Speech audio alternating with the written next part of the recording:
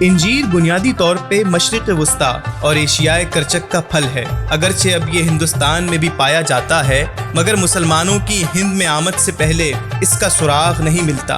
اس لیے یقین کیا جاتا ہے کہ عرب سے آنے والے مسلمان اتباع اشیائے کوچک سے آنے والے منگول اور مغل اسے یہاں لائے۔ 600 سال گزر جانے کے باوجود ہند میں اس کی اتنی کاشت نہیں ہوتی کہ مقامی ضروریات کو پورا کر سکے۔ ایک تحقیق کے مطابق اس کا پودا سب سے پہلے سمرنا میں ہوتا تھا اور وہاں سے مختلف ممالک میں لایا گیا۔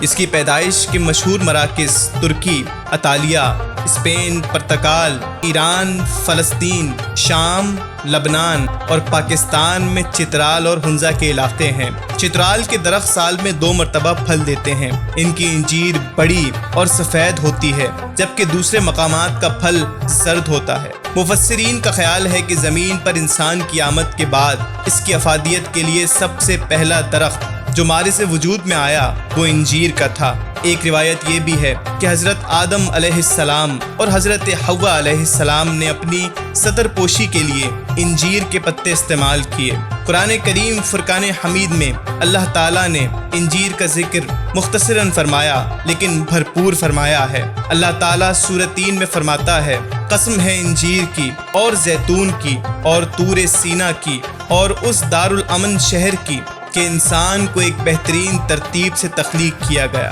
انجیر دمہ، کھانسی اور رنگ نکھارنے کے لیے مفید ہے۔ قرآنی قبض کے لیے روزانہ 5 دانے کھانے چاہیے جبکہ موٹاپا کم کرنے کے لیے 3 دانے بھی کافی ہیں۔ طبا نے چیچک کے علاج میں بھی انجیر کا ذکر کیا ہے۔ چیچک یا دوسری متعدی بیماریوں میں انجیر چونکہ جسم کی قوت مدافعت بڑھاتی ہے اور سوزشوں کے ورم کو کم کرتی ہے، اس لیے سوزش خواہ کوئی بھی ہو انجیر کے استعمال کا جواز موجود ہے۔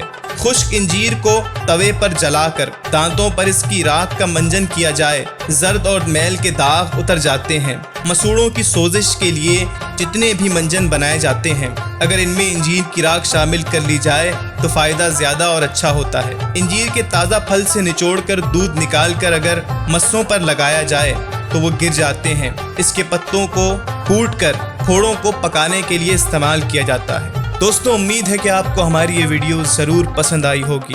مزید ویڈیوز حاصل کرنے کے لیے ابھی ہمارا چینل سبسکرائب کر دیں اور گھنٹی کے نشان کو دبانا نہ بھولیں۔